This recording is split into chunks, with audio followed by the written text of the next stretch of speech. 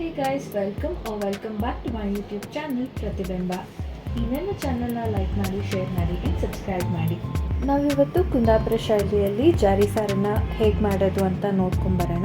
ಮೊದಲಿಗೆ ಬೇಕಾಗಿರೋ ಇಂಗ್ರೀಡಿಯೆಂಟ್ಸ್: ಜಾರಿ ಅರ್ಧ kg, ಬ್ಯಾಡಗಿ ಮೆಣಸು 14ರಿಂದ 16, ಧನಿಯಾ 1.5 ಟೇಬಲ್ ಸ್ಪೂನ್, ಕಾಳು ಮೆಣಸು 1 ಟೀ ಸ್ಪೂನ್, ಜೀರಿಗೆ 1/4 ಟೀ ಸ್ಪೂನ್, ಸಾಸಿವೆ 1/4 ಟೀ ಸ್ಪೂನ್, ಅರ್ಧ ಗೆಡ್ಡೆ ಆಗುವಷ್ಟು ತೆಂಗಿನ ತುರಿ, ಒಂದು 10 ಎಸಳಷ್ಟು ಬೆಳ್ಳುಳ್ಳಿ, ಅರ್ಧ ಈರುಳ್ಳಿ, ಒಂದು ಚಿಕ್ಕ ನಿಂಬೆಹಣ್ಣಿನ ಸೈಜಿನಷ್ಟು ಹುಣಸೆಹಣ್ಣು, ಅರ್ಧ ಟೀ ಸ್ಪೂನ್ ಅರಿಶಿಣ, ಹಸಿಮೆಣಸು ನಾನು 1 ತೊಗೊಂಡಿದ್ದೀನಿ.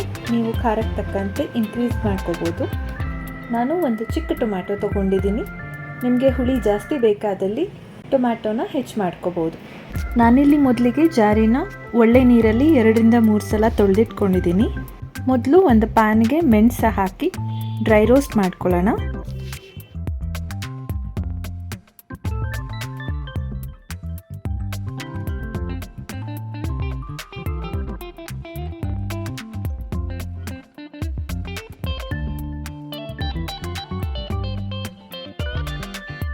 ಮೆಣಸು ರೋಸ್ಟ್ ಆದ ನಂತರ ಅದೇ ಪ್ಯಾನಿಗೆ 1.5 ಟೇಬಲ್ ಸ್ಪೂನಷ್ಟು ಧನಿಯಾ,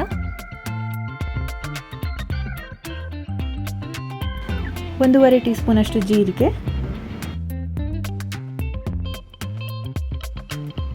1 ಟೀ ಸ್ಪೂನಷ್ಟು ಕಾಳು ಮೆಣಸು,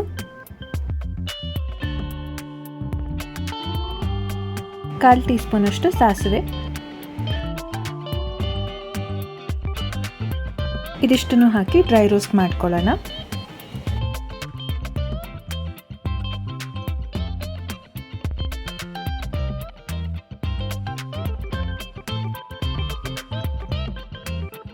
ಒಳ್ಳೆ ಘಮ ಬಂದ ನಂತರ ಇದನ್ನು ಸೈಡಿಗೆ ಎತ್ತಿಟ್ಕೊಳ್ಳೋಣ. ಮತ್ತು ಅದೇ ಪ್ಯಾನಿಗೆ ಒಂದು 10 ಬೆಳ್ಳುಳ್ಳಿ ಎಸಳು ಮತ್ತು ಒಂದು ಅರ್ಧ ಈರುಳ್ಳಿ ಹಾಕಿ ಸ್ವಲ್ಪ ರೋಸ್ಟ್ ಮಾಡ್ಕೊಳ್ಳೋಣ. ಅದಾದ ನಂತರ ನಾನು ಅದೇ ಪ್ಯಾನಿಗೆ ಕಾಯಿ ತುರಿ ಮತ್ತು ಅರಿಶಿನ ಹಾಕಿ ರೋಸ್ಟ್ ಮಾಡ್ಕೊತಾ ಇದ್ದೀನಿ. ಕಾಯಿ ತುರಿಯನ್ನು ಲೈಟಾಗಿ ರೋಸ್ಟ್ ಮಾಡ್ಕೊಳ್ಳಿ, ಇಲ್ಲಾಂದರೆ ಕಾಯಿ ಎಣ್ಣೆ ಬಿಟ್ಕೊಳ್ಳುತ್ತೆ.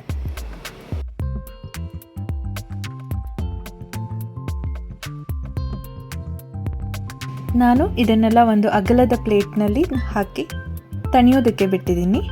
ಈಗ ಇದಕ್ಕೆ ಒಂದು ಚಿಕ್ಕ ನಿಂಬೆಹಣ್ಣಿನ ಸೈಜ್ನಷ್ಟು ಹುಣಸೆ ಹಣ್ಣು ಸೇರಿಸ್ಕೊಂಡು ಬೇಕಾದಷ್ಟು ನೀರು ಹಾಕಿ ಮಿಕ್ಸಿಯಲ್ಲಿ ನುಣ್ಣಗೆ ರುಬ್ಕೊಂಡು ಬರ್ತೀನಿ.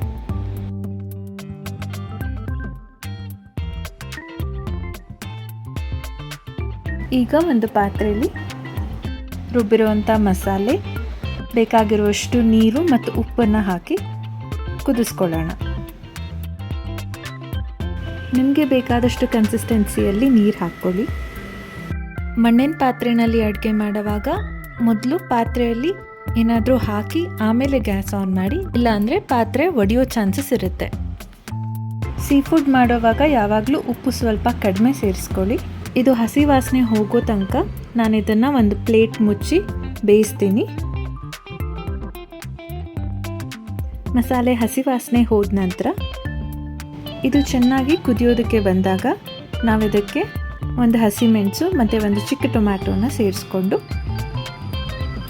ಮತ್ತೆ ಮುಚ್ಚಿಡ್ತಾ ಇದ್ದೀನಿ. ಇದೊಂದು 5-10 ನಿಮಿಷ ಕುದೀಲಿ.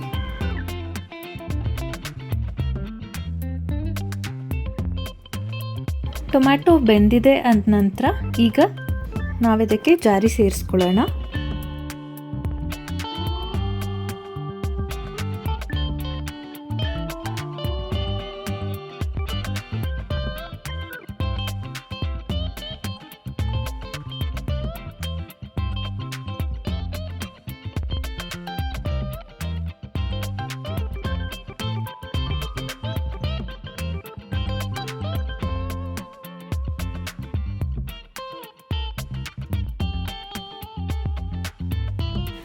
ಇದೊಂದು 20 ನಿಮಿಷ ಚೆನ್ನಾಗಿ ಕುದಿಸೋಣ.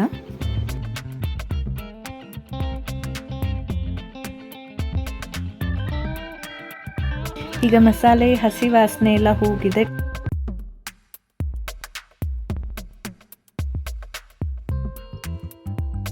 ಈಗ ನೋಡ್ಬೋದು ಜಾರಿ ಕೂಡ ಒಳ್ಳೆ ರೀತಿಯಲ್ಲಿ ಬೆಂದಿದೆ.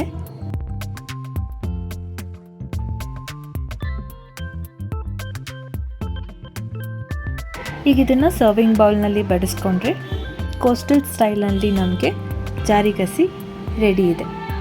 ಇದು white rice, boiled rice, idli ಮತ್ತು ದೋಸೆ ಜೊತೆ ಒಳ್ಳೆ ಕಾಂಬಿನೇಷನ್ ಆಗುತ್ತೆ. ನೀವು ಇಲ್ಲಿ ತನಕ ವಿಡಿಯೋ ನೋಡ್ತಾ ಇದ್ದರೆ ಪ್ಲೀಸ್ ನನ್ನ ಚಾನಲ್ಗೆ ಸಬ್ಸ್ಕ್ರೈಬ್ ಆಗಿ. Thank you.